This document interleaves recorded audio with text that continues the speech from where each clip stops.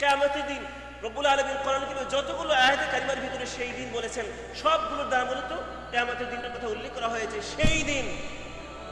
কিয়ামতের দিন, হিসাবের দিন, মুক্তির দিন, নাজাতের দিন, বিপদের দিন। সেই দিন শুধুমাত্র ওই ব্যক্তি, কেবলমাত্র ওই ব্যক্তি,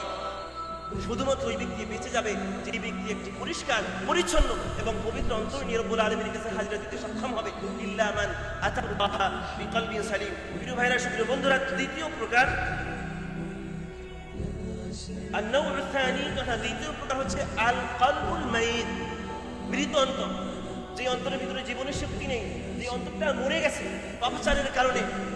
শাহওয়াতের কারণে, শুবহাতের কারণে, ঘৃণার কারণে, তোহমত দেওয়ার কারণে, গীবত করার কারণে, পাপাচারের কারণে, আল্লাহ তাআলার সাথে নাফরমানি করার কারণে, শিরক করার কারণে, কুফরি করার কারণে, বিদআত করার কারণে, আল্লাহ তাআলার নাফরমানি করার কারণে, আল্লাহ তাআলার আদেশ এবং নিষেধগুলোকে বিধানগুলি দিয়ে বারবার ভঙ্গ করার কারণে যে অন্তরটা মরে গিয়েছে তাকে বলা হয় আল কলবুল মাইত। প্রিয় ভাইয়া, প্রিয় বন্ধুরা, রব্বুল আলামিন বলেছেন, ওয়ালাকাদ যারা'না লিজান্নামা কাসীরাম মিনাল জিন্নি ওয়াল ইনস লাহুম কুলুবুন লা ইয়াফকাহুনা বিহা ওয়া লাহুম আ'য়ুনুন লা ইবসিরুনা বিহা ওয়া লাহুম আযানুন লা ইয়াসমাউনা বিহা উলাইকা কাল আন'আমি বাল হুম আযাল উলাইকা হুমুল গাফিলুন। এই আয়াতে কারিমার ভিতরে রব্বুল আলামিন বলেছেন, ওয়ালাকাদ যারা'না লিজান্নামা, আমি জাহান্নামের জন্য একদল মানুষকে ছেড়ে দিয়েছি। লাহুম কুলুব লা ইয়াফকাহুনা বিহা, তাদের অন্তর রয়েছে কিন্তু সেই অন্তর দিয়ে চিন্তা গবেষণা করে না, সেই অন্তর দিয়ে আল্লাহ তাআলার আদেশকে শেখার চেষ্টা করে না, আল্লাহ তাআলার বাণীগুলোকে গ্রহণ করার চেষ্টা করে না, যে অন্তর দিয়ে রব্বুল আলামিনের বাণীকে শোনার চেষ্টা করে না, তেলাওয়াত করার চেষ্টা করে না, আল আমর ওয়ান নাহি এগুলো জানার চেষ্টা করে না, বোঝার চেষ্টা করে না, আমল করার চেষ্টা করে না। রব্বুল আলামিন বলেছেন, লাহুম কুলুব লা ইয়াফকাহুনা বিহা, অন্তর আছে কিন্তু সেই অন্তরকে চিন্তা গবেষণা করে না, জানার চেষ্টা করে না। ওয়া লাহুম আযানুন লা ইয়াসমাউনা বিহা, আর এই অন্তরের অধিকারী যেই লোকগুলো, যেই মানুষগুলো, সেই মানুষগুলোর পরিচয় হচ্ছে ওয়ালাহুম আযান লা ইয়াসমাউনা বিহা, আযান রয়েছে মানে কান রয়েছে, কিন্তু সেই কান দিয়ে আসল কথাগুলো শোনে না, দুনিয়ার সকল কথাবার্তা শুনতে পারে, শোনে না শুধুমাত্র কোরআনের কথা, শোনে না শুধুমাত্র সুন্নাহর কথা, শোনে না শুধুমাত্র আখিরাতের কথা, শোনে না শুধুমাত্র মৃত্যুর কথা, শোনে না শুধুমাত্র কিয়ামতের দিন হিসাব নিকাশের কথা, সব কিছু শুনতে, এই কথাগুলোই শোনে না। ওয়ালাহুম আযান লা ইয়াসমাউনা বিহা, কান রয়েছে কিন্তু সেই কান দিয়ে শোনে না। ওয়ালাহুম আ'য়ুনুন লা ইবসিরুনা বিহা, চোখ আছে সেই চোখ দিয়ে দেখে না, একই রকম কথা, চোখ দিয়ে সব কিছু দেখতে পায়, আসল জিনিস দেখতে পায় না। প্রিয় ভাইরা, প্রিয় বন্ধুরা, এদের সম্পর্কে রব্বুল আলামিন সর্বশেষ কনক্লুশন করেছেন এভাবে, উলাইকা কাল আনআম বাল হুম আযাল, এই লোকগুলো হচ্ছে পশুর মতো, বরং পশুর থেকে নিকৃষ্ট। যে লোকগুলোর অন্তর নেই, যে লোকগুলোর অন্তর দিয়ে ভালো কোনো চিন্তা করে না, সুন্নাহ নিয়ে গবেষণা করে না, যে অন্তর দিয়ে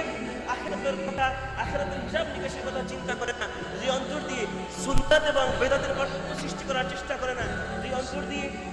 তাওহীদ এবং শিরক এগুলো বোঝার চেষ্টা করে না, বরং যা মন চায় তাই করতে থাকে, এদেরকে রব্বুল আলামিন সর্বশেষ কনক্লুশন এভাবে করেছেন, উলাইকা কাল আনআম, এরা হচ্ছে পশুর মতো, বাল হুম আযাল, বরং পশুর থেকেও নিকৃষ্ট,